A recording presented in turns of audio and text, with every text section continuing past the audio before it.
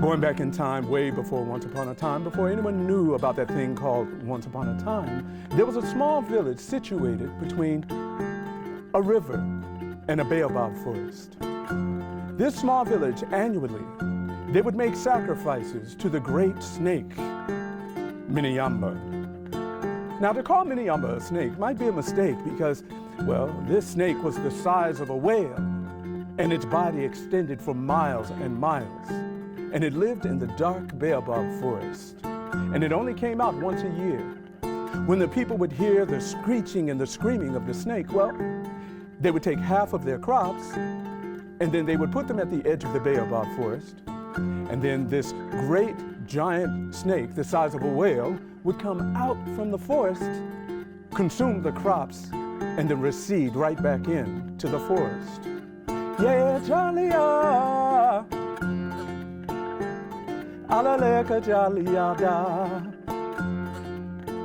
this had been going on longer than anyone could remember. And at this time, the people had become accustomed to hearing the shrieks and the loud tones of this monster snake.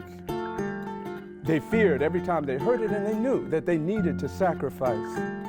Well, there was a young boy born without the ability to speak. They called him Tarang. Tarang grew to become a young boy, but in the village they didn't know what to do with him. So they put him to work herding the sheep. Yeah, Charlie,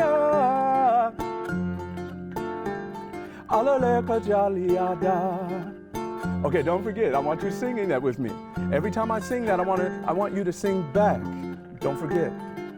Ambia sinana, humbemba jali musaninjalekel, ambia sinana. So Tarang's job, the young boy who could not speak, his job was, well, to go out and to herd the sheep. They gave Tarang a bell in case anything would happen so that he could ring the bell because, well, he couldn't speak. And if he rang the bell, the people in the village, they would come running to see what was wrong. One day, Tarang was tending to the sheep as he had always done when one of them broke loose from the flock and headed straight to the baobab forest. Tarang was frightened, but he chased the sheep. He chased it into the baobab forest. And when he entered this dark baobab forest, he caught the sheep, and at the moment that he caught the sheep, he looked up, and staring down at him was the giant snake, Miniyamba. Tarang's heart began to beat fast. He held on, he clutched the sheep, and all he could think, because he could not speak, all he could think was, please, don't eat me, don't eat me. And then he heard a voice in his head respond back to him. Why would I eat you? It was the voice of Miniyamba. Without opening its mouth, the giant snake was able to speak.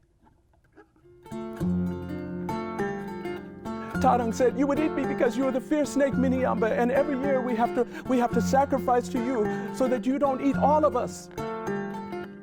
Miniyamba said, would you eat me? Tarang said, no, I would not eat you. Miniyamba said, I would never eat you. Why are you so afraid of me? And Tarang explained the screeching that the people heard and why they sacrificed half of their crops.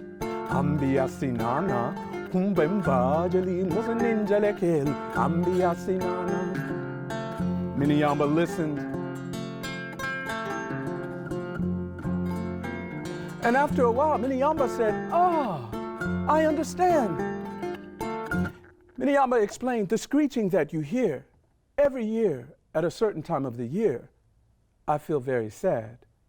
So what you are hearing is the sound of my sadness. Tarang understood. He and the giant snake Miniyamba, they spent a lot of time talking together.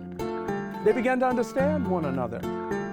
And it was at this point that Tarang heard the people from the village calling his name. Tarang! Tarang, where are you? Night had come, and he was missing from the flock. Yeah, Jalia, alaleka Jaliada. Tarang, he exited the forest accompanied by the giant snake Miniyamba, and when the people saw him, the people were frightened. They froze.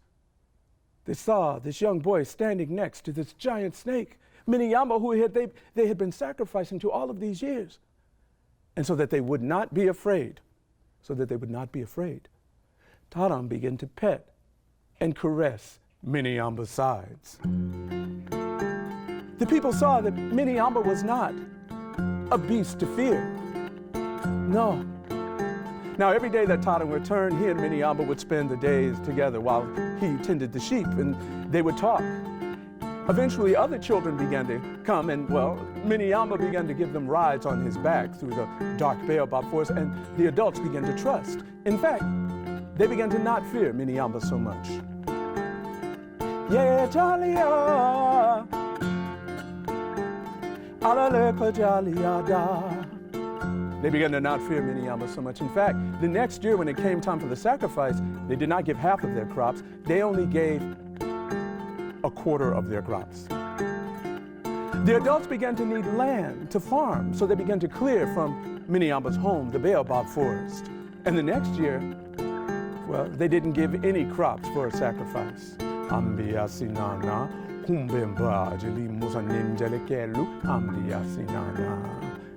Yes, they were clearing away Miniyamba's home. And there was no fear of this snake. They began to, well, push him further and further back. Some of the adults would even throw rocks at Miniyamba to get him out of the way. Some began to beat him with sticks. So, over time, Miniyamba began to recede further and further. Until finally, Miniyamba explained to his friend Tarang that he had to leave.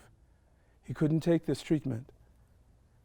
Tarang was weeping, but Miniyamba taught him a song that if he ever needed him, he could sing this song, and that Miniyamba would return to help his friend. But Tarang explained, I can't speak. How can I sing a song? And Miniyamba just told him, try.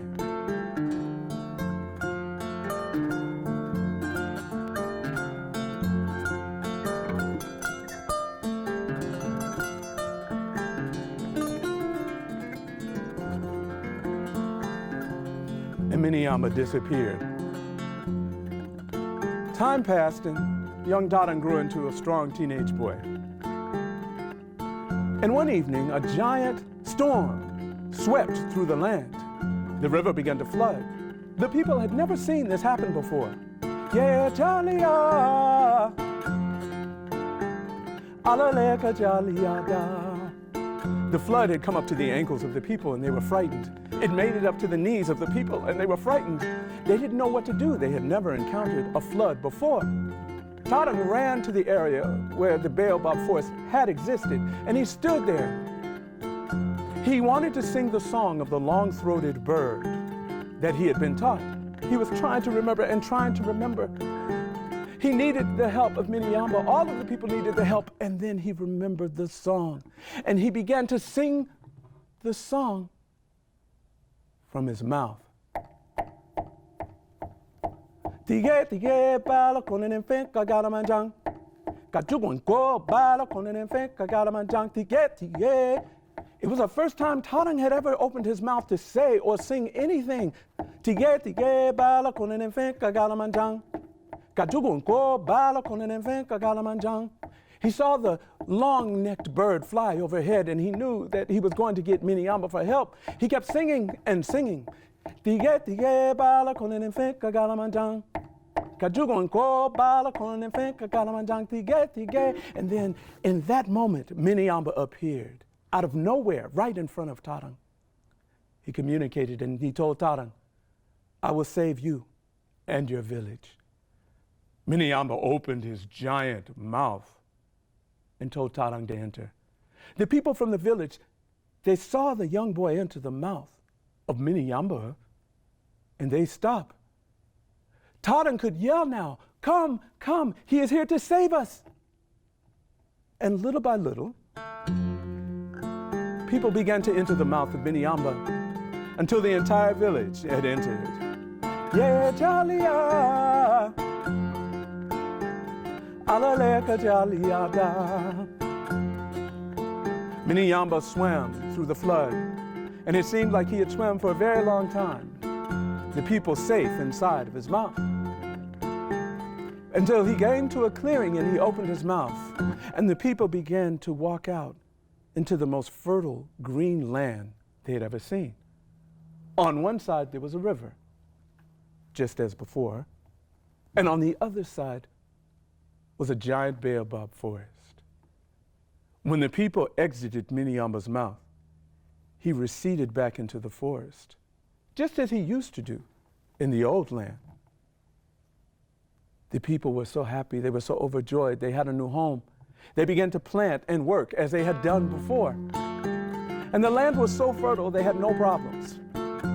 In the first year, they went back to making sacrifices. Half of their crops they put at the edge of the forest. Yeah, Jalia, alaleka Jaliada. But this time when they sacrificed, they did not sacrifice out of fear. No. When this time they sacrificed because they were gracious, they were grateful. And Miniyamba accepted, understanding now. Yeah, Jalia, alaleka Jaliada.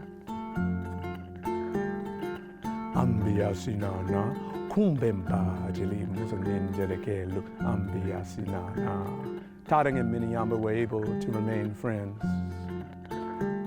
And over the years,